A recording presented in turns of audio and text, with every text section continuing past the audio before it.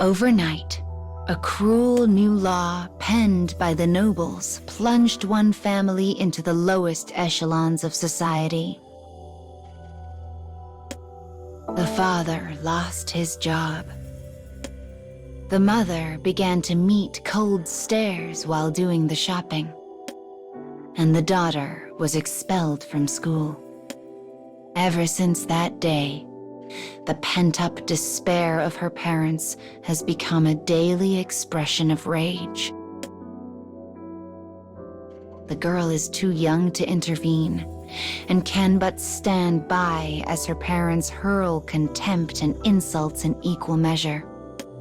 But in her secret heart, she knows exactly what to say. I just want you to get along again.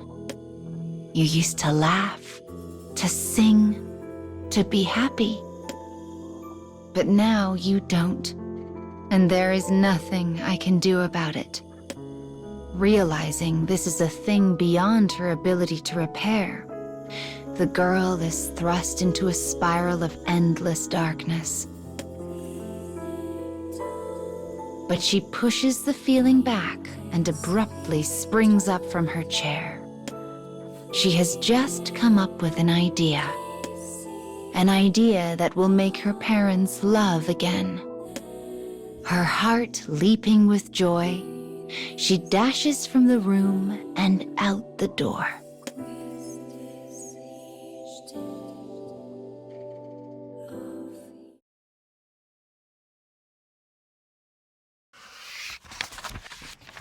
Father, mother, daughter.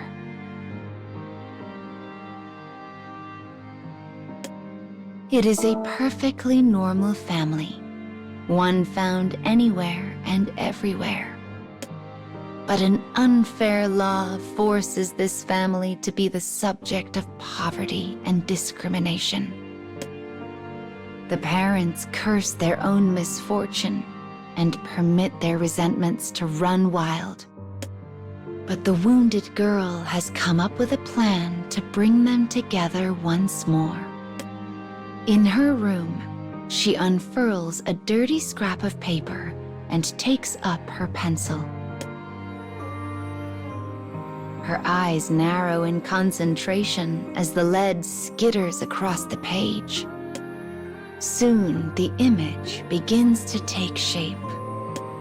Though crude, it is clearly a picture of her mother and father holding hands. The daughter carefully puts the finishing touches on the picture, pouring her entire heart and soul into its creation.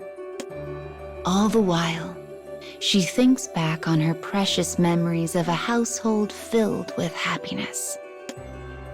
She completes the drawing by giving the subjects a pair of gentle smiles. She wants them to be like the picture, to get along again. This is her most fervent wish.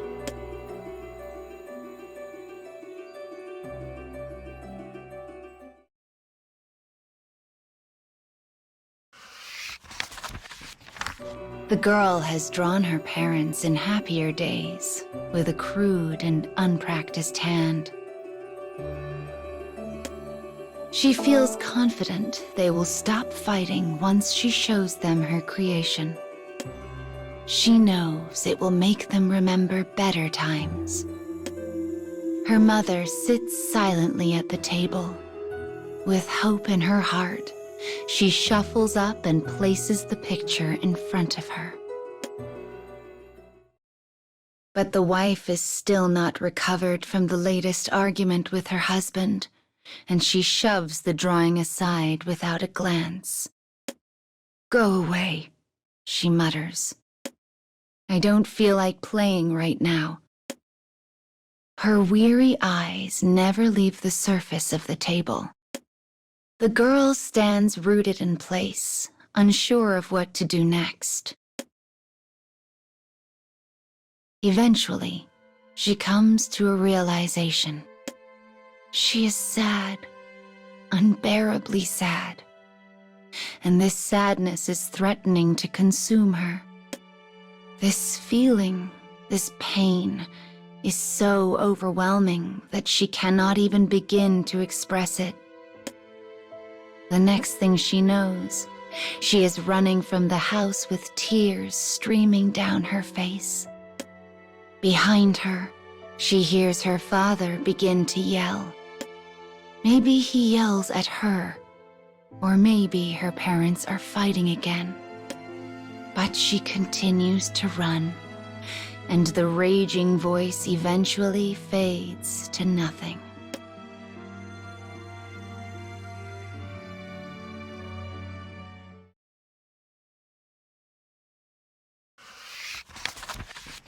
Ignored by her mother, the girl fled her house carrying a heart heavy with despair. Having regained some modicum of control, she now sits silently and still in the cool night air. Not wanting her parents to worry, she finally forces her feet to begin the long trek home, a journey made all the harder by the anchor of her weary soul. I wonder if there's still fighting. The girl approaches a window and peers inside to find her parents sitting across the table from one another. Her mother is speaking. Their life has been one of constant discrimination and poverty ever since the law was unveiled. Their formerly strained livelihoods became even more difficult. The girl can tell from her mother's face that she has reached her limit. But this time, her father does not berate his wife. Instead, he simply sits and listens to her words. Because even I. As tears begin to flow, her mother abandons her husband at the table and vanishes deeper into the house. Rather than follow, the man unfolds a dingy piece of paper and stares at it. It is the girl's picture, the same one her mother rejected earlier that day. Quietly, her father stands and sets the crude drawing gently on a shelf. The daughter knows that shelf well. It is the place where he keeps his most precious things. It holds letters he and his wife exchanged during their courtship, pressed flowers given to him by his daughter, and seashells collected by the family during a rare day of rest at the beach. The daughter is not alone in her dream. All of them want things to go back to how they were. Sniffling, the girl rubs her red and tired eyes and opens the door to her house. "I'm home," she says quietly. And as her voice echoes throughout the home, it brings with it the faintest glimmer of hope.